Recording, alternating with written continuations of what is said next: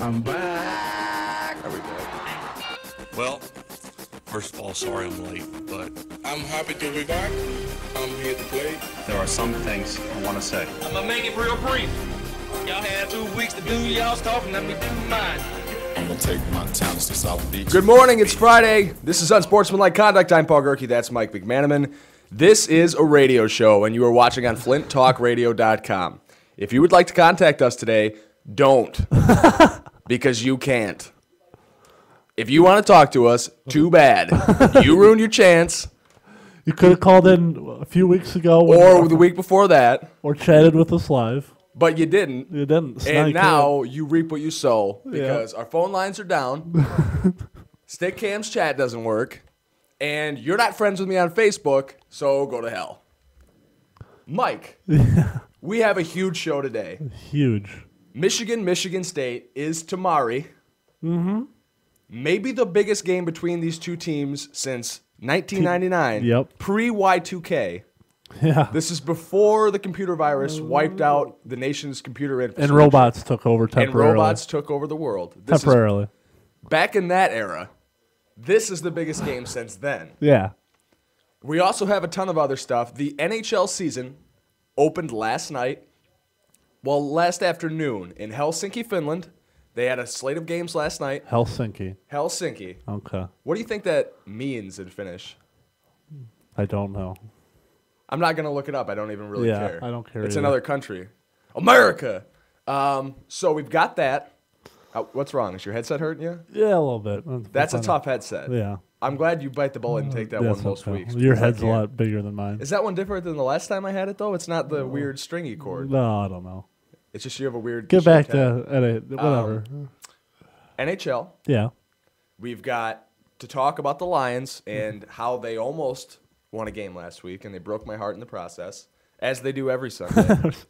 But they won't this Sunday. No. We'll tell you why. I'll tell you why they will. We've got, you're such a dissenter. Why don't you just agree with the fact that the Lions are going to win a game every now and again? Because you predicted it. They would win 2 of these games, and they've lost both. Yeah, okay, but let's be fair. They should have won the first game. They lost the You're- first game on a technicality. And they very easily could have won that Green Bay They game. could have won almost every game. Well, that means they're competitive. That's all the more reason to think that they're going to beat a bad St. Louis team. They're 2-2, but they beat the Raiders and the Jaguars. I think the Lions could beat the Jaguars No. too, and the Raiders without question. The Raiders. The Raiders. We've got the Lions talk. We've got to talk Michigan and Michigan State from last week, since we only do this show once a week, and we only have to put up with you guys once a week. We've got to talk about those games. And then we've got some funny stuff, too. We've got the results between Mike and I's fantasy football contest last week. Okay, I won't even tell you who won then. We've got a funny story concerning the big Shamrock, Shaquille O'Neal. I don't know if you've seen this, Mike. I don't know. Okay, well then it's going to be a surprise to him too. We'll get to that in the second half hour. But first, we've got to do some football recap. And before we get to that, I want to let you people know not to get the pumpkin spice muffins from Tim Hortons. I just got to go out on a limb. If Tim Hortons were sponsoring me, I would still say that, because I feel like as a consumer, it's my responsibility to the people to be honest about my opinions. Well, you're famous and you're on the radio. So Right. it's your duty. I am also a big Tim Hortons fan. And you're a local media personality. So you have, you're on the Bad Axe Wikipedia page. People have to trust you. You're on Wikipedia. I have a Local- certain amount of clout that I've earned over the years. Local media personality Paul Gerke says, don't order pumpkin spice. I do not advocate the pumpkin spice muffins. And I'm going to tell you why real fast, because we've got a lot of stuff to get to. You got to make it real brief. Don't make it real brief. The pumpkin spice muffin is so wrong, because I like pumpkin spice. Do you like pumpkin spice? It's that time of year. Fall is Yeah. pumpkin spice time. Yeah, I'm a pumpkin spice fan. It doesn't taste like pumpkin spice, first and foremost. Second of all, it's got a bunch of like weird nuts on it. And now generally I'm a fan of nuts. Don't tell your friends that I said that, but these nuts, there's something wrong about them. Like they just ruin the texture of an otherwise good muffin. And you know this means a lot because I've never heard Paul say Complain about nuts. nuts right? before. He's I always guess I walked into that. They had an apple spice muffin that they just discontinued that had like a creamy, appley filling in the middle. It was incredible. I saw there was like a little bit of filling in the pumpkin spice, but it wasn't the same filling, and there wasn't very much of it. And so it was just a dry, unpleasant, nutty muffin. Don't buy it. That's all I had to say about that. We should do an hour of you talking about food and then an hour of sports. You would just have a great time, wouldn't you? I don't think I could talk about food for that long. I bet you could. I'm just opinionated about some foods. Oh, okay. What do you want to talk about first? Well, let's go with Let's the get Lions. the Lions out of the way. Yeah. So the Detroit Lions lost a football game last Sunday to the Green Bay Packers, 28-26, at Lambeau Field, a place the Lions haven't won since Mike and I were 4 years old. Sean Hill had a pretty good day. One of the interceptions he threw wasn't his fault. Jabba Best fell down. 331 yards, 2 touchdowns through the air. Jabba Best didn't have an awful day either. I liked what I saw out of the Lions early in the game and, of course, late in the game. They kind of gave it away in the third quarter. Charles Woodson had an interception return for a touchdown that really put the Lions behind the 8 ball. But the Lions kept getting possessions, couldn't finish in the red zone, kicking field goals, and they end up losing by 2 when Green Bay runs the last 6.5 minutes off of the clock at the end of the game. Best only had 50 yards, but he only had 12 carries too. So, I mean, Yeah. they had to get away from the run at the end of the game. Yeah. Kevin Smith got 3 carries. It seemed like he was getting way more touches than that. Yeah. Personal opinion. Well, he had 4 receptions, so. Yeah, okay, that makes sense then. Personal opinion, not a big fan of Kevin Smith anymore. No. I'm not really sure why he's stealing touches from your feature back. No. I mean, I understand maybe the turf toe was hurting him a bit, but at the same time, not a whole lot going there. A couple other things to note about the Lions game. Brandon Pettigrew led the team in receptions. I believe, now this fact might be slightly skewed, but I'm pretty sure that it's the 3rd time this season that Brandon Pettigrew has led your team in receptions. Yeah. But there's always. Well, the quarterback always checks down to the tight end, and he's dropped a lot of balls, and he's caught a lot of balls accidentally. Yeah. I describe accidentally as how he's caught most of his balls, and he's dropped a lot, and he's just. There was one that I think should have been a touchdown if he would have caught it, and he just dropped it, if I'm not mistaken. Yeah, I don't remember the drops. There's so many drops that Brandon Last Pettigrew week, has that I just can't remember them all. I remember listening on the radio several times, and they just rag on him about. What is that echo? Is that us talking, the echo? I don't know. I figured John was having a private conversation with all his man friends back there or something. But anyways, That yeah, guy's Brandon got a sexy voice. Brandon Pettigrew sucks. I disagree about the suck. He doesn't. I guess when you lead the team in reception for 3 weeks in a row, you got to be doing something right. But you're right. The quarterback's checking down to him, etc. I didn't think he played that bad of a game on Sunday. I've seen him play a lot worse games. 8 receptions for 91 yards.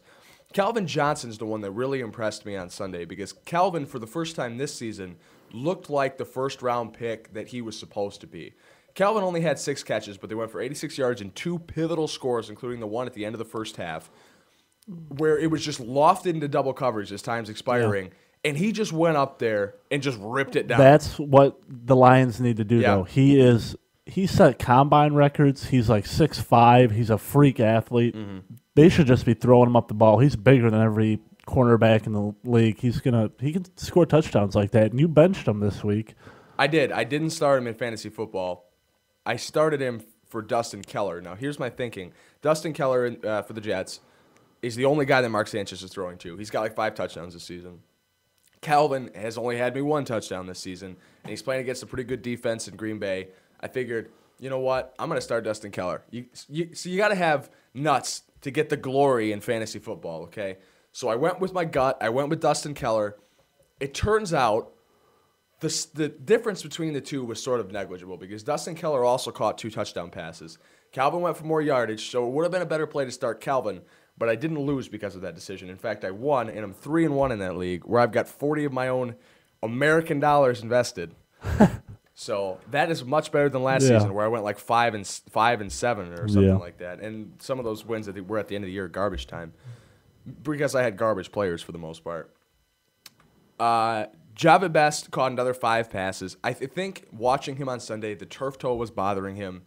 I'd like to hope that he's going to be in better shape this week against the Rams. They have sort of a porous run defense. And another thing to note, is Matt Stafford and whether or not he'll return this weekend. What do you think? I mean, I think he threw for the first time yesterday since his injury. That would say all signs point to no. You don't start him on Sunday. Let Sean Hill take it. Then you have a bye week, an extra week for Stafford to get his shoulder right. You bring Stafford back for week 7. That's what I would do. That's what I would do too. But he seems injury prone, so I don't really want to put him out there again. He's got a sensitive little shoulder. He's got shoulder problems, so sit him and let the. That makes sense, but St. Louis is going to be the worst team you play this season besides Buffalo. And if you want Stafford to get reps against a defense that's not really a defense, you'd want him to play against St. Louis. St. Louis is not as bad as they're better than people thought they would be. Maybe that's because Sam Bradford. Maybe that's because some other factors. But I just think you sit them. There's no reason. Mark Clayton is playing really well, but I think you sit them. There's no reason to play him. Lions aren't going anywhere, for sure. Yeah, if they had won a few of these games that they could have won, then I'd say, yeah, let's get some momentum building. But there's really no point, especially if there's a bye week coming up, to re-injure his shoulder or damage him, because they'll be.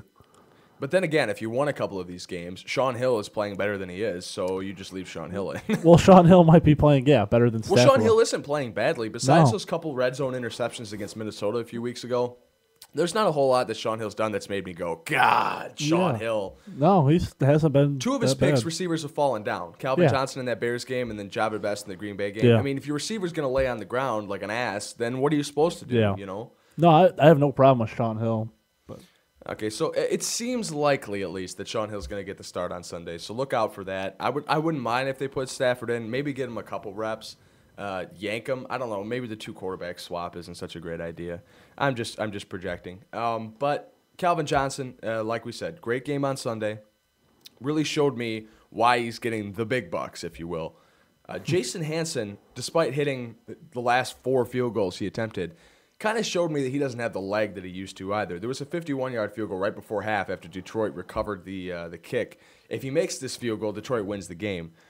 He was like 10 yards short on this thing. He hit a 52-yard field goal, though. Yeah, later in the game. I'm just saying. But, I mean, the consistency. You hate on Jason Hanson more than any other player on the Lions. It's the old Jason Hanson. Okay, there's sort of a gimmick with Jason Hanson in that everyone just assumes that he's money. He's not. He's a lion, like all the other lions, and he's inconsistent, especially in his old age.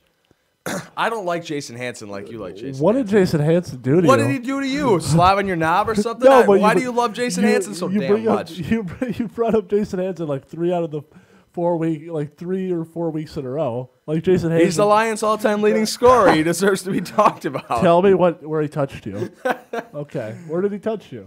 High five. No, Wait. No. You have something against him. He touched you. I know he did. If you have any Lions talk, you cannot call us, so don't. Just to reiterate the point earlier. You can post on our Facebook page, actually, on Unsportsmanlikeconduct.com. If they come in the chat, I can tell you what's going on. Oh, and Super Chatmaster John does have access to the chat, while we do not. Dungeon Master John does have access to the chat. I think that was the nickname we penned last week. Because that's like a dungeon, and there's computers, and there's a chat room, apparently, that we're not invited to. The Lions against the Rams this weekend. Who you got? I got the Rams. Why? Because they've won games and Lions haven't. Lions are terrible. Lions always disappoint me. The Lions opened the season with 3 out of 4 on the road divisional matchups. You're playing at Soldier Field, at Lambeau, and in Minnesota. The Lions always find a way to screw it up. They could have beat. Okay, but don't say that the Rams beat teams, and that's why. Because the Lions could have won a couple of these games. The Rams have been playing Oakland at home and freaking Jacksonville on the road. Okay, great. You went into Jacksonville, the hollow dome where it's impossible to win against David Garrard and his team. No, they lost to Oakland. They lost to Arizona. But they beat Washington. They beat Seattle. Oh, they lost to Oakland. Yeah, that's even worse. How do you lose to Oakland? But they beat Washington, who isn't Washington's horrible. all right, and Seattle isn't that bad with Pete Carroll. He's so they have a decent. they have some things working for them. And I wish that we had that schedule. I'll say that because the AFC West or the NFC West is just horrible. Man, but Sam Bradford's done some things that are pretty impressive, and they got a great running back, and they got a few things going for them. That great running back might not be playing this weekend though. He's got some groin issues. Yeah. Well, So keep that in mind. I'll keep his groin at the In back of my mind, just mind. think, or the front, or in the mouth. I'll just think about that groin of his. Yikes. I think they're going to beat St. Louis. I think that the Lions are going to finally put a game together where you're not biting your fingernails down to the final I minutes. hope you're right. I honestly think that here's my bold prediction. St. Louis takes an early lead, and everyone at home is just like, what the hell? But the Lions always find a way to give you hope. That's what keeps us watching 0-16 teams. The Lions will come back. It'll be close at half, like 14-13 or something. And then the second half, the Rams are going to shoot themselves in the foot. Bradford's going to throw a pick or something. They're going to fumble a punt or Who's something bringing like a that. gun? Huh? You said they're going to shoot themselves. That sounds I terrible. figured Plaxico Burress would be in attendance for the game. Yeah. I figured that he would be there with a firearm. Ah! If there's anything that you should put someone in jail for, it's shooting themselves. I think jail is the safest place for them. That's another point for another day entirely. I think the St. Louis Rams will shoot themselves in the foot in the second half. I think the Lions will build a lead and win by 2 possessions. That's my prediction. Bold prediction. I have not been correct with – I'm 2-2 with predictions this season. I predicted the Lions to lose twice, and I predicted them to win twice. I'm 4-0, and I say they're going to lose again. So I'm just saying. That reminds me. Okay, so you pick the Lions to lose every week. You're going to end up with a positive record this season no matter what. Did you see the story in Deadspin earlier this week about the guy who bet against the Pittsburgh Pirates every game this season? He bet against the Pirates every game this season and made $20 every game, okay? There's different bets that he placed, but he bet $20 against the Pirates every game this season, and he made a net ROI of like 30% or something like that. He made like $365 on $20 bets every single game by betting against his home team. It was beautiful. Google has like a PDF application or whatever, and they had like all the bets and remarks about the game. It was beautiful. It was a masterpiece. The fact that someone would go ahead and do that is just great. Sports betting at its finest. So Mike's got the Lions with another loss on Sunday. I've got the Lions with a win. Granted, I sipped a little more of the Kool-Aid than Mike did in the preseason. I'm bit. still believing. Believe. Is that What's the Lions logo? A slogan. Slogo. What was their slogan last year? What was it? It was like Believe in now or something. Believe in now and like bringing back the roar. Is that this year? Roar. I think that it should just be like hope, like hope maybe, like maybe Meh. football question mark. I think that would be it. It should be. You don't have anything better to do on Sundays. And then there's that. That's a great idea. You know what? If you've got a great idea for the Lions slogan for this year or next year, go to our Facebook page, Unsportsmanlike Conduct on Facebook, post it there, and we will read whatever you write, which will probably be nothing, so we won't address this again. Wow, I'm so optimistic this morning. What's wrong with me? But seriously, write your Lions slogan. What should the Lions slogan be? I'm going to update this while you talk about what you saw the Michigan-Indiana game this weekend. Let's get some college football out of the way. We got to talk Michigan State. Go. Well, actually, we were both working, so I didn't actually get to see a lot of the game, but Right. I've seen the end of the game. And Denard Robinson came through in the clutch, so that was sweet. I was rooting against, at this point in the schedule, I am rooting against Michigan. I still want Denard Robinson to win the Heisman. I want them to lose to Michigan State, though. But I was hoping that Indiana would beat the Wolverines on Saturday. But Denard Robinson came through like he always does. But I think what you see after a game like this is that I think Michigan State has the upper hand in this game over Michigan. Michigan, I just read a statistic, has the 120th ranked pass defense in the nation out of 120. Indiana is unranked. The analysts were saying they're the worst 3-0 team they've seen in years. And Michigan barely got to beat them. So. Well, Indiana's opposition was 1-12. I'm not going to Yeah. give any credence to the fact that Indiana was 3-0 or whatever. Real quick about the Michigan-Indiana game, because I know that everybody wants to hear Michigan State talk, so we're not going to spend a whole lot of time with game summaries here. The things you need to know is that Ben Chappell, who's the Big Ten passing leader, I mistakenly thought it was Kirk Cousins last week. My facts were incorrect. It was Ben Chappell out of Indiana, but because they'd played nobodies. He threw for 480 yards and 3 touchdowns against a Michigan secondary that is maybe the worst I've ever seen as a Michigan fan. I think Michigan, they've generally built themselves around a solid secondary and at least a solid defense. That is not the case this year, and nobody should get that impression. As a Michigan fan, I willfully admit that we might have the best or the worst pass defense in the country. Chappell No, you do. Statistically, you have the worst. Statistically, but I'm talking just in general. I think we might have, forget the statistics, I think we have the worst. A lot of those statistics are slightly skewed because Michigan's offense isn't on the field very much. Last game, they had something like 18 minutes of possession time, which is ungodly low, especially in a victory, but the Michigan offense can score that quickly. So the statistics are slightly inflated, but I'm not going to get in the corner of the Michigan secondary and try to defend them because they're awful. So Ben Chappell torches them.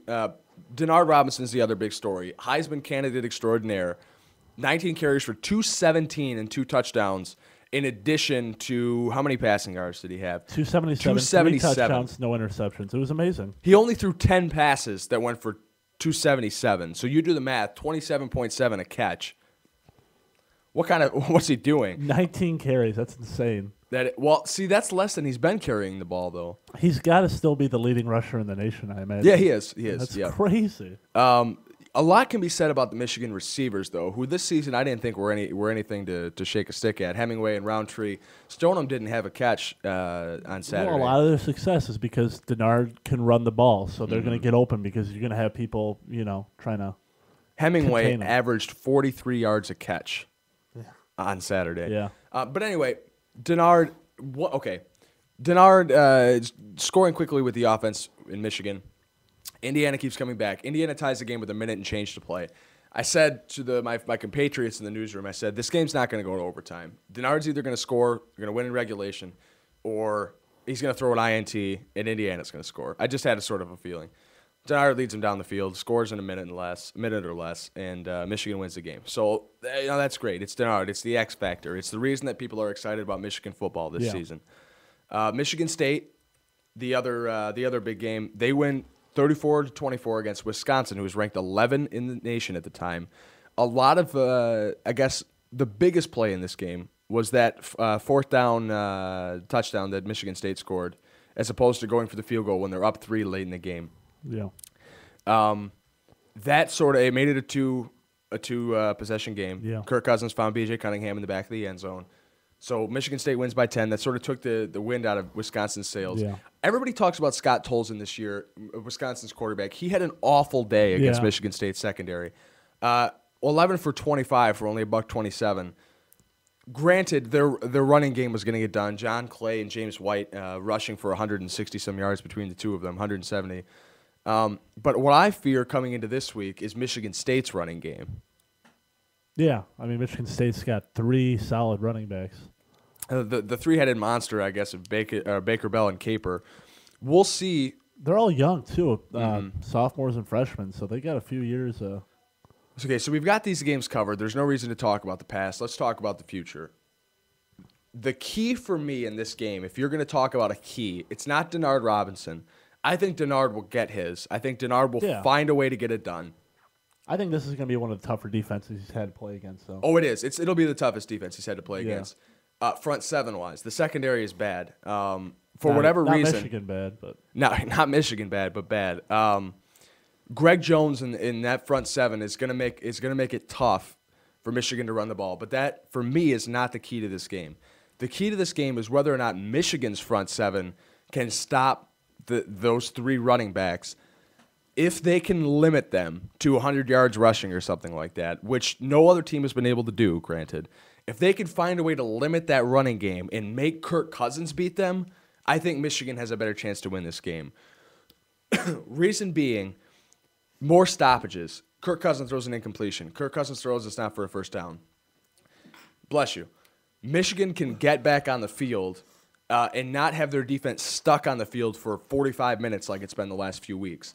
if they can find, because the offense is going to score quick. They might not score every possession like they did against Indiana or whatever, but the Michigan offense is going to get theirs, even against Michigan State. The problem is going to be stopping Michigan State's running game and making them one-dimensional, making them a passing team. I'm not saying that Kirk Cousins is a bad quarterback, but if they're going to run down your throat all day, it's going to be a long day at the Big House on Saturday. Yeah. I expect Michigan State to win this game. They just beat an 11th ranked Wisconsin. I like Kirk Cousins. I like their running game. I like their defense a lot more than I like the Michigan's. Denard Robinson is going to go off a few times, but he's been hurt every game. So I can't imagine with a better defense there that they're not going to be, especially with a rivalry like this. They probably have like a bounty on Denard Robinson's head. He's going to take a few big hits just because it's Michigan State. So I think he's going to get hurt at least once and be out for a few possessions. But I see Michigan State winning this game. I think just from what I've seen, the Notre Dame game compared to the Michigan game, and from the last game that I've seen, Michigan State took care of a Wisconsin team that was a lot better than the Indiana team, and Michigan barely beat Indiana. I just see Michigan State winning this game. For me, it's sort of the nature of the beast that Michigan is going to be involved in close games. They're going to be in close games all year because their defense is stuck out on the field, because the offense is so potent. Michigan is not going to blow teams away because your defense is going to be exhausted at the end of every game. That and they're pretty bad. The fact that they're bad doesn't help. Yeah. I see Michigan. See, this is tough for me because I'm a Michigan fan, as I've said before. I think that State is going to win this game. I don't want to say that, but I honestly believe that State is a better, more well-rounded team. And I can't go against history here because Rich Rod in his 3 years has shown me nothing to make me think that he can win the big game. He has not had one significant win that I can think of. I can't think of one. I agree. Call me Doubting Thomas, if you will. And it's not that I'm not going to be rooting for Michigan on Saturday, but I need to see it before I can even get on the air and say that I believe that it's going to happen. Yeah. Michigan, see, I can do that with the Lions, but not with college football. It's because I don't trust Rich Rod. He's just a sleazeball.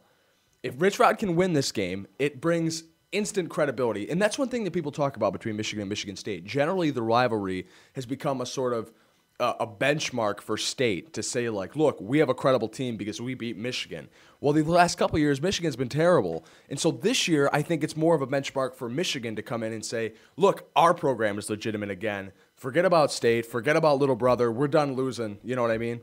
It's been 1,000 and some days since Michigan beat Michigan State in anything. Yeah. I still think that this is a bigger game for Michigan State because I still think there's this little brother mentality. And I still think Michigan State needs to win this game to be credible. I think it affects, if Michigan State loses, it affects them a lot more than if Michigan loses, I think. I disagree, but it's not a big gap for me. If Michigan loses, it hurts their program, not just their hopes for the season. It hurts their program. I think it hurts Denard the most. That's the Heisman, yeah, well, but the reason for that is the reason why it hurts State less to lose this game. Michigan State doesn't have to play Ohio State this season. So if Michigan State wins this game, they could very feasibly run the table. They just have to get by Rick Stanzi and an Iowa team that already has a loss. If Michigan loses, it not only hurts the program and the reputation, and it hurts Rich Rod, it hurts Denard's Heisman hopes, and Michigan has to go and lose a game to Ohio State at Ohio State. So, I mean, you're not taking one loss here. You're taking two, and those are the big games that all the Michigan alums want Rich Rod to win. I think a lot of fans, though, expect Michigan State to win this game. Even Michigan fans like you, I think that's why it would be a big deal if Michigan State, because I think Michigan is the underdog still from what we've seen so far. So I think that's why it's a bigger game for Michigan State to lose, because even the fans, you've been a Michigan fan all your life, and you still can see Michigan State winning this game. So. Yeah, I mean, I'm not drinking a Kool-Aid. I'm an analyst. I have to look at things objectively. Oh, you're such an analyst. Did you not hear how I analyzed that muffin earlier? I picked it apart. Yeah, granted, you did do that. But that's all I had to say about that. I hope Michigan State wins. All those damn Michigan fans will. I hope that Michigan wins so I don't have to hear it from Michigan State fans. I think that goes on both sides of the coin. Yeah, I just find this will be the first time that Michigan State's won 3 Michigan State games in a row since 1967. And I just read there's been 2 ties in the history of this rivalry, the Paul Bunyan trophy game, if you will. Mm-hmm. In 1963, 7-7, 1958, 12-12. How disappointing would that be? How do you end in a tie? I'm guessing back in the day they They probably, hadn't invented overtime yet? Yeah. Oh. Maybe they had to go, I don't know. Well, what they had other jobs or something, Yeah, right? they had to go do. They had to go cut wood or something, and they had to go home. But it's kind of interesting. 2 ties. I mean, that'd be pretty terrible. Imagine a tie this year. It probably wouldn't be very exciting. No, although they both probably stay ranked, Yeah. one of them is probably going to fall out of the rankings this week. Michigan State ranked 16, is it? And then Michigan's ranked 17. I imagine the loser of this game will fall out of the top 25. Yeah. And if it's Michigan, they'll probably stay there because the Big Ten schedule is not going to get any nicer for them. And Michigan State, like I said, doesn't have to play Ohio State. They could have the road to the win of the Big Ten paved in gold if they win this game. So you've got Michigan State. I've got Michigan on Saturday. It's going to be a big, big, big game. It's going to be a slobber knocker. It's going to be a slobber knocker. Let me just throw a few hypotheticals out there.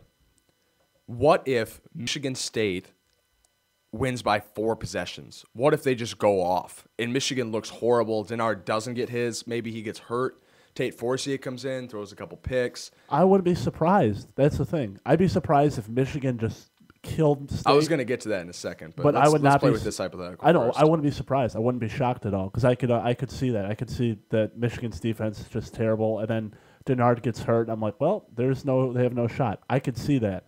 I don't see a scenario where Michigan State's blown out. That's when I'd be really surprised. I mean, what if it's just I guess I could see it both ways. I think if Denard gets hurt, I can certainly see it more so the way that Michigan State blows out Michigan. Yeah. But you're at the big house. It's kind of tough to get blown out at home. I could see it going that way.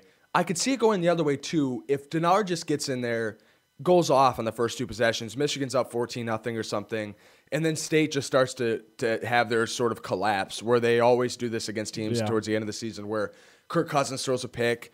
They drive 90 yards down the field and then fumble in the red zone, and then you're just like, things get into a panic, you know what I'm saying? But I think State's team is balanced enough to keep them competitive. I agree in saying that the blowout, it's more likely to be State over Michigan if it's a blowout. Anything else you want to talk about in terms of rivalry? I mean, talk about, okay, I wish we had callers today because I would love to hear what the people have to say about this. Yeah. But who do you think is more annoying, a State fan or a Michigan fan? And I'm not talking about fans or the guy that'll wear a T-shirt and root for Go Blue on Saturday. I'm talking about the guy that – let's preface this by saying he didn't go to the school.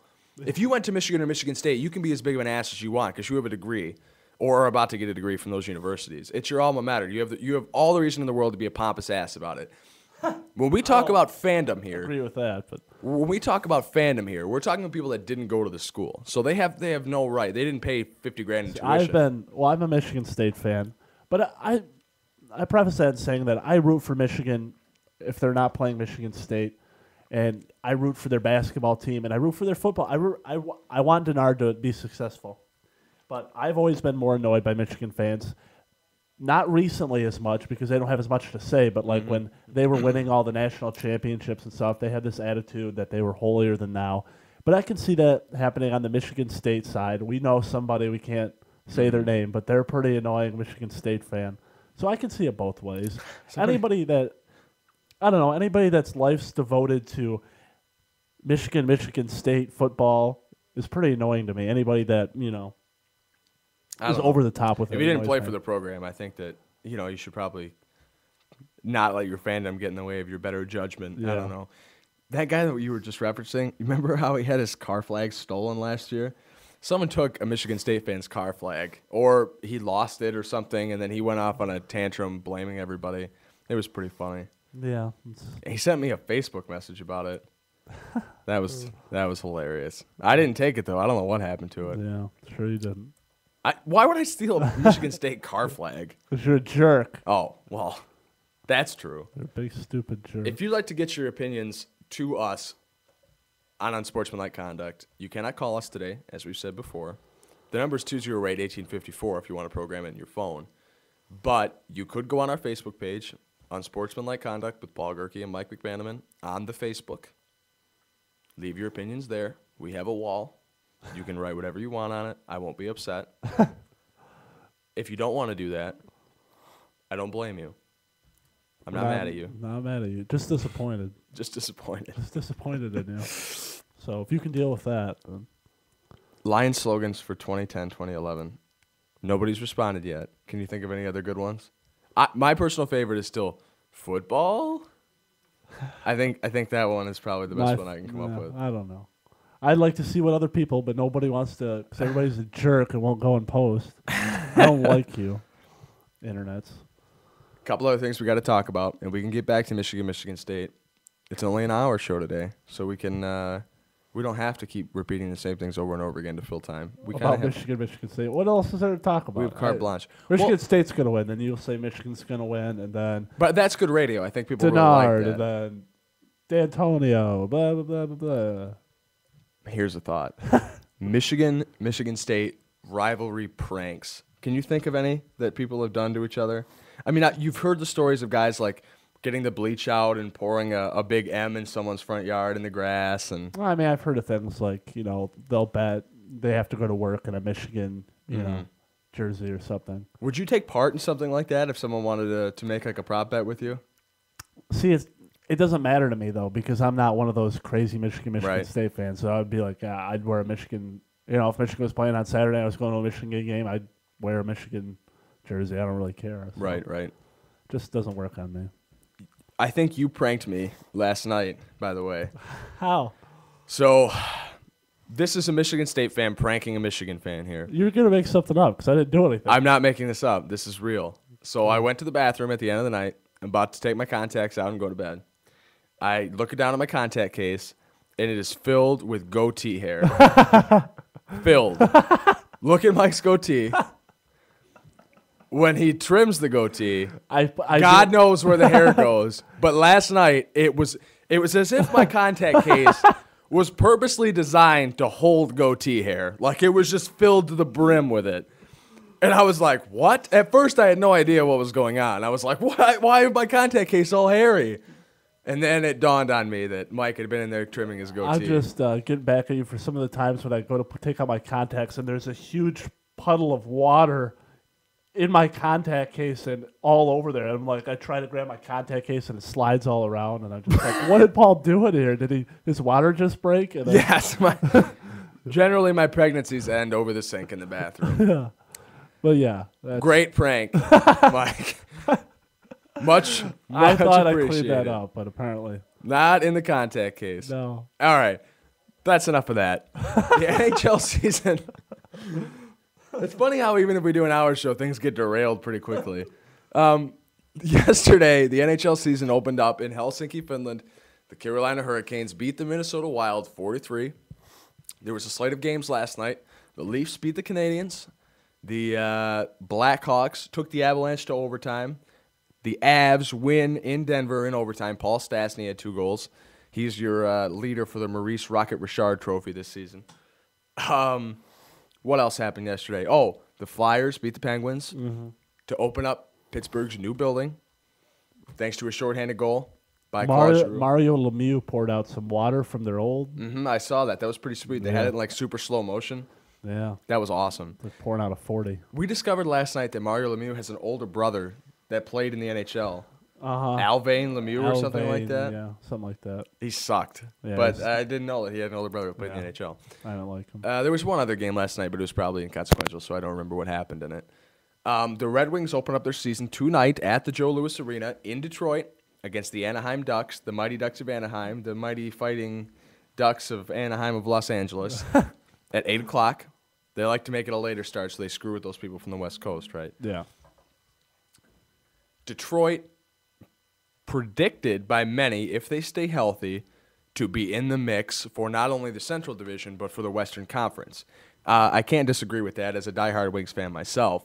But I was reading some predictions earlier last night, this morning, right now, and these people are making some really bizarre predictions. I came on the air a couple weeks ago, and I said to you people, those that are listening, those that care about hockey, People.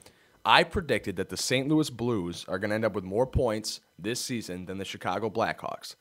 The Blackhawks lost 10 players off their Stanley Cup roster. That's half a roster. Blackhawks didn't look like anything special last night. And Marty Turco, Their goaltender, Mike, you can attest to this, looked bad.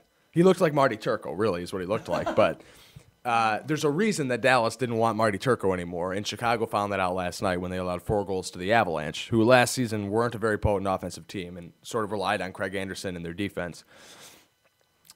I predicted that St. Louis would finish with more points than Chicago in the Central Division. So I have it Detroit, St. Louis, Chicago, and then take your pick, Nashville and Columbus. Who cares? I mean, they're expansion franchises. So I'm reading these predictions, okay? Why are you putting your hand over them? I'm referencing them. Over here. There are a couple analysts, including John Buchagras at ESPN, who is just a reputable analyst, that has Nashville winning the division over Detroit, Chicago, and St. Louis. You, doesn't it? That doesn't even make sense. Scott Burnside from ESPN has Chicago winning the division. That's all right with me. He's the only analyst that I've read, and there's a whole ton of them listed here, that doesn't have Detroit at least finishing second in the Central. That's insane. How is Nashville going to win a division? He's just, there's probably going to, in any sport, there's going to be 1 or 2 analysts that pick something crazy. So at the end of the season, if something crazy happens, he can be like, aha. That's too crazy. Nashville hasn't even been in the playoffs in the last couple of years. There were people that were predicting the Lions to win the Super Bowl a couple of years ago. But that's a good pick. They went 7-9 that year. That wasn't a horrible year. Yeah, it was. It wasn't a horrible year. If you picked the Lions to win the Super Bowl every year and they kept going 7-9, you'd have a feeling that eventually you'd get it right. They didn't know they were going to go 7. To pick the Lions. John Kitna picked 10 wins. And they got John, 7. If John Kitna said it, then yes. What do I trust John Kitna. In John Kitna, we trust. WWJKD. You're an idiot. Anyway, hockey talk. The Red Wings, like I said, open their season tonight. There's a couple things that I'm looking for as a hockey fan. If you've got things that you've got an eye out for, and I know we've got a couple diehard Wings fans that listen to the show, post them on the Facebook page. For me, the strength of the Red Wings season, besides staying healthy, is going to be, here's top 5 stories. Whoosh, here's a graphic that flashed in. It's like Why ESPN are you shit, an idiot? right? Number 1, Jimmy Howard. Jimmy Howard has to have a season like he had last season. I'm not looking for improvement from Jimmy Howard. I'm looking for, I guess, consistency. If the numbers are the same, but he's still getting wins, I'm totally fine with that. Jimmy Howard just needs to prove that he is a starting goaltender, because last season was sort of like a miracle year, if you will. All the other times I've seen Jimmy Howard play over the course of his Red Wings career, he's been pretty horrible. Wouldn't you say? Sophomore slump. There's a danger of that. Right. So I need Jimmy Howard to actually play like a starting NHL Stop, goaltender. Jim. No, stop, Jim. That's my favorite thing to say now. Have you seen the T-shirts with Jimmy Howard? It's got Jimmy in the crutches. No, it's hilarious, dude. you got to see these T-shirts. So anyway, there's that, and then number 2, Yuri Hoodler coming back to Detroit. I have to provide my own sound effects. Yeah. Yuri Hoodler coming back from the KHL to Detroit. Yuri Hoodler's not going to be relied upon for a ton of offense. 15 goals, 20 assists, somewhere in that vicinity, half a point a game. If he can provide that, I think that the Red Wings are going to be in great shape, because that's something that they I would missed disagree last with season. your number 2 as a much more casual Wings fan. I think the whole Nicholas Lidstrom, Mike Modano being 40. Oh, these are in no order. Oh, okay. These are just important I was going to say points. those 2 being 40 and how they can play, and Mike Modano coming back. Those are pretty. I don't think Lidstrom's a big concern, though. I mean, it's Nick Lidstrom. I know, but that's just what the peoples are talking about. Yeah, I mean, I don't care how old Nick Lidstrom is. If he wants to play, I was kind of hoping that Nick would retire this offseason. But if he wants to come back and make one more run at it, who am I to tell him not to do it? Well, I mean, you're local media personality. I think you have some clout. No, I don't have any. I'm not hating on Nick Lidstrom at all. His skills have obviously diminished, at least to some degree. But he's still a very competent defenseman, and I'd love to have him on the team. Number 3. Thanks. You're really making my sound effects better. Really, the only reason I make the sound effects is a way to disguise burping into the microphone from all the coffee I've been drinking. No. So number 3 for me is how does Mike Modano fit into this mix?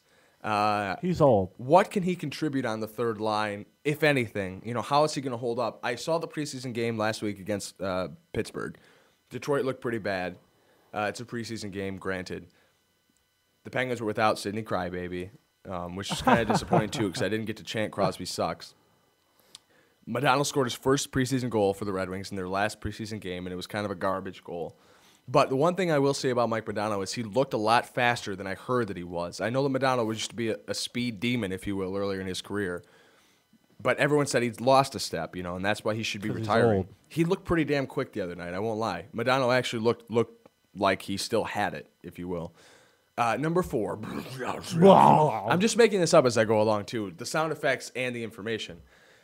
Number 4, how do these young guys fit in the mix? You've got kind of a nebulous part of that roster. Patrick Eves, Darren Helm. Nice vocabulary. Thank you. Justin Abdelkader, Drew Miller, Matthias Rietola is going to have to find a roster spot. Jakob Kindle's going to have to be on the roster because the Wings are going to lose him if they don't. I mean, there's a lot of really young players. Now, average-wise, the Wings are an older team, okay? They've got a lot of players that are past their prime, but they've got a lot of a young base of talent that needs to contribute, and they need to find a way to keep them in the roster. So that's going to be another big thing for me. Jakob Kindle and Jonathan Erickson are 2 guys that I've got my eye on this season because they might be the worst defensive pairing in the NHL. And if Paul's got his eye on you, you better watch out. You better perform because he's got a lot of clout with the Red Wings organization. Yes, I am a multi-season game attender, Yeah. if that makes sense to you. I go to at least one game a season, generally more than that. Wow. I think I'm going on Tuesday. Well, I should be going because I just bought the tickets. So Tuesday against the Avalanche at the Joe. I'm going to be there. So look out for me. Who am I kidding? Who's watching this? YouTube? Screw you, YouTube. What did they say? What were those YouTube you have one more comments? thing. Oh, okay. Well, I got to make one up. So you're going to have to give me just a second to stall. What does that mean? That's a new sound effect for the last one. Nah, I don't like it. I'm sorry, but that's Number 5. I didn't really have a number 5. I don't know. I kind of covered a whole bunch in the number 4. well, that was a stupid list. Then. Number 5 is the story that we wanted to get to a little later. Oh, but we'll do no. it now. Yeah, that's number 5. That's hilarious. Because this isn't really important, but we're going to cover it anyway. Kirk Maltby. Been a part of 4 Stanley Cups. Kirk Maltby's been there, done that with Detroit. He's old. But he's old. Kirk Maltby separated his shoulder, had to have surgery last season. He's past his prime. It's time for him to hang it up. But the Red Wings, out of the mercy in their hearts, signed Kirk Maltby to a 1-year deal relatively recently, okay? So Kirk Maltby, the Red Wings realize they have no room on their roster for them, and they have to develop these younger players, like I just mentioned, Helm, Abdelkader, Rietola, Drew Miller, those guys. Drew Miller's not young, but he's a role player. And he's better than Kirk Maltby at this point in his career, hands down. So they give Kirk Maltby the option, listen, we're going to have to put you through waivers because we don't have room on the NHL roster for you. You're going to have to play in Grand Rapids and be a call-up. So they tell this to Kirk. Kirk says, whatever. They put him on waivers. Whatever. He's not, yeah, this is probably not how the conversation went. Kirk, listen, you're going to have to be put on waivers. Whatever. Okay, anyway, so he clears waivers, which I guess is not unexpected. The Red Wings announced they're going to send him to the AHL. Kirk has until Monday to decide if he's going to retire or play a season with the Griffins and be an occasional call-up to the Red Wings team. He has said in past interviews that he doesn't want to be playing in the NHL or the AHL and have to wait for someone to get hurt and hoping someone gets hurt so he gets a chance to play. I understand that sentiment. The problem here, and this is where things get funny, is that Todd Bertuzzi is a little banged up, and he's probably not going to be able to play their home opener tonight against Anaheim. And so the first call-up that you'd think of is Kirk Maltby because he plays Todd Bertuzzi's right wing. So Kirk Maltby, in all likelihood, will be playing tonight in a Red Wing uniform at the Joe Louis Arena, and then will be retiring on Monday. Have you ever seen that in any other sport? No. I mean, besides like a ceremonial thing where you're like, Gordie Howe playing in his 5th decade. Yeah, like, there he is. He played a shift. Woo, Detroit Vipers or whatever. He's going to be legitimately on the roster for the first game.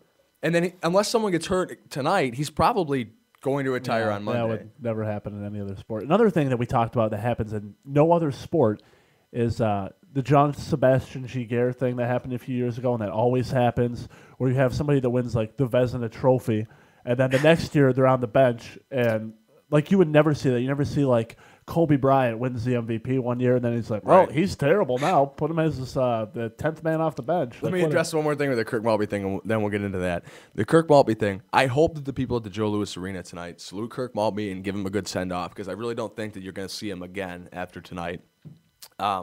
Thanks, Kirk, for what you've given to the city and whatever, what have you, but you're old. You need to hang it up. Thanks for hitting the bobbleheads. Go Wings. Go Wings tonight. Predictions as far as the Wings game goes. The Ducks are a good team. I think it's going to be a high-scoring game, 5-4 or something like that. I think you're going to see some action tonight. But what you mentioned last night, we were watching the hockey game, Chicago and Colorado, and Mike said it's tough to follow hockey because the players just move around too much, and players that are great one season are terrible the next season. And he's right. The J.S. Shiger thing was one. He won a Vezina while with Anaheim and then lost his job to Jonas Hiller. Stupid. J.S. Shiger is in Toronto now. And then same thing with Tim Thomas for the Bruins. He won a Vezina trophy. He's the best goalie in the league. And then the next season he lost his job to Tuukka Rask. And not saying that Tuukka Rask is a bad goalie, but I mean, yeah, I understand. That's a tough thing to follow. Yeah. And it's not like that in any other sport. You're right. No. Bobrovsky or something. Bobrovsky, the new goalie for the Philadelphia Flyers. But then again, their other goalie was like Brian Boucher or something like that. So you're really not, I don't think anybody in Philly is like heartbroken. I used to be able to follow hockey. I just can't do it anymore. There's too much things. Too many things. The problem is that there's no national exposure to those things. Yeah, well, I can't follow it because I'll be like, oh, I'm starting to recognize that player. Then You have to follow it on the internet. That's the thing. Hockey has a web presence. Yeah. A bunch of underground blogs because you can't follow it on ESPN. We have a comment on our Facebook from Bard Scott, fan of the show. The only fan of the show, Bard Scott. The Lions aren't worthy of a slogan. You guys not having chat sucks, and I agree. Yeah, I also agree with not having chat sucks. I would love to chat with everybody. John's chatting with somebody back there. Oh. No, that's our voices echoing again. I just think he's going crazy back there. Dungeon Master John talking to himself, but I guess that's us talking to him on delay. A couple other things we're going to talk about real fast. We've only got 9 minutes left in the show. Like we said, we're only doing an hour today. The chat's broken. The phones are broken. My heart's broken. Yeah. So there's that. Shaquille O'Neal, a.k.a. the Big Cactus, the Big Shactus, the Big Shamrock, as he is now. Did you hear what he's about to do? No. Shaquille O'Neal has interest in the world's smallest horse. Einstein, the pint-sized pinto, and the world's smallest horse isn't for sale. That's so cute. Although Paris Hilton and Shaquille O'Neal are reportedly in a bidding war for Einstein. That's so cute. That's so cute. We've been contacted by so many people, says his owner, but he's not for sale. He's priceless. O'Neal learned about the lovable little Einstein on a preseason trip to Manchester with the Celtics Wednesday. The 7'1" Big Shamrock inquired about buying the horse, and a tweet from Shaquille O'Neal confirmed his desire yesterday. Quote, "How much I like that horse," O'Neal tweeted to sports writer Kevin Gray. The horse is 1'8", by the way. Aw. Yeah, the owners of the horse want Shaq to get a hold of them, and they'll find him a suitable replacement and hook him up with a beautiful miniature horse. Oh, that's so cute. What would Shaq do with a miniature horse? Eat him? No, not eat him. No. He's not going to eat the horse. He can't sit on him. No, he can't He'll sit kill on the him. little horse. That's true. Regular sized horse would have a hard enough time keeping him Right, up. forget about a miniature horse. A regular-sized horse is going to He struggle. wants to eat that poor horse. No, he's not Don't gonna sell eat the that horse. He'll eat that horse. Don't. What if he just walked it like a dog? Like he had a leash on it, and Shaq's walking down the street with a damn He's horse? carrying it around like this. Little baby. I have a more interesting story. More interesting than Shaq buying a mini horse? Yeah, because it's about somebody I hate. And Oh, they're- okay. Brett Favre. They finally have like The penis tapes. yeah, they have like the voicemails and the MySpace messages and No the kidding. pictures on the internet at Deadspin.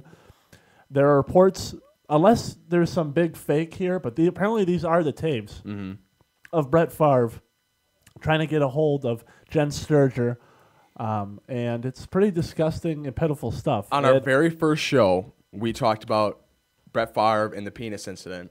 How he sent pictures of his penis and his Crocs or whatever to this girl, and Jen it kind of Sturger. went away for a little while, and People now started it's ignoring it back. because there was no evidence. And now there is evidence on the Deadspin.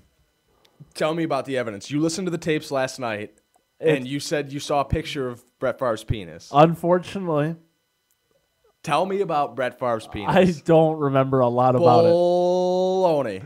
You remember everything. Can I talk? Was it gray? No. He sent some MySpace messages. It appeared to be. They said that. Here's the thing. He could have. I'm going to read the article. Okay. A little bit of the article so you get an idea. And yes, there's a possibility that the person communicating with Jen was not actually Brett Favre, but rather someone trying very hard to appear to be him. But let's look at the evidence. For an individual to put forth the effort to acquire a cell phone with a Mississippi area code, take some voice lessons, because this certainly does sound like Brett Favre, and implicate Jets handlers and perhaps other people all within a very short period of time and for no discernible reason other than to mess with Sturger, well, that's some very aggressive role-playing. There are some people that only Brett Favre would probably know in these voicemails and in these messages. And it sounded an awful lot like Brett Favre. And the way he was talking, it sounded very convincing. Unless somebody's putting off a great hoax, I doubt that this is not.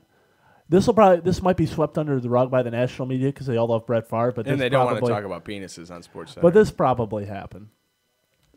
You can watch the video if you want. Is the video of his penis? No, there's not video. I'm sorry to Where does the excite you. penis get involved? No. The videos of the phone call. Yeah, and there's pictures, and then at the end, there's other pictures. At the end of the video? Yeah. On YouTube. No, on the Deadspin. But it's hosted through YouTube, right? I think it's hosted by Deadspin. I'm on the article right now. Yeah, you can hit play if you want. But the point is, But that's that on YouTube. Brett Favre sucks. No, it's not. That's not a YouTube client thing. Just shut up, and if you all want. I think I'm looking at something else. Yeah. Oh, I'm on the update. Yeah. Oh, he had a news conference about it. I can't hear what it says, and I'm not going to play it on the air. But I doubt. Is he really going to address this? Is he going to be? I think he kind of been like, I don't have time to deal with these accusations. I have to. Of course not. The Jets or something. I don't know. The Jets. Yeah, that's what he sounds like. Well, he's got Randy Moss to throw to now. How about that? We've only got a couple minutes, but we got to talk about the Randy Moss trade. Yeah. Randy Moss dealt to the Minnesota Vikings for a third-round pick. Mm-hmm. That makes you realize how awesome it was that we were able to trick Dallas into giving us a first and a second for Roy freaking Williams a couple of years ago. Randy Moss is still a very productive receiver, despite the fact that he's disagreeing with everybody in New England. He's still a damn good receiver, and they only got a third-round pick for him. What are you smirking at? The Facebook comment. Read it.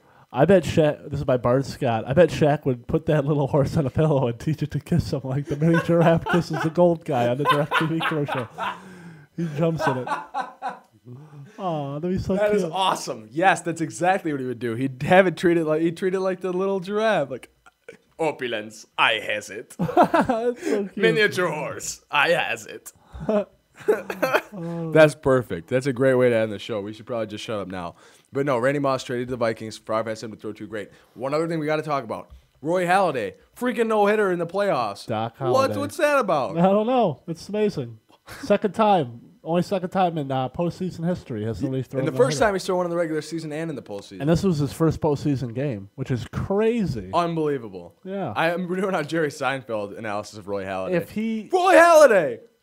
If he ends up being a winning pitcher in the postseason and they win the World Series, might be the best season for a pitcher of all time. I mean, a perfect game, a no-hitter in the playoffs. Mm-hmm. You know, he had some other things going on, too, some other records. Like some wins, probably, yeah, and strikeouts. something else, too. Yeah, but something else significant. Yeah, he's solid. Oh, okay. He clinched, like, the division. Like, he won the game that won the division or some. Okay, I'm watching the video. Okay, now you can see me, and I can see the video.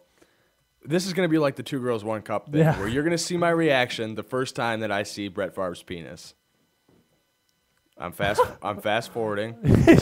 He's fast forwarding to actually I'm going to the good stuff. I don't know why you want to see this. 208. It says the penis photos are at the 208 mark. Why are you doing this? For the viewers. No, you're not. You're a sicko. 8 seconds. I'm 8 seconds away from seeing Brett Favre's penis. Watch me.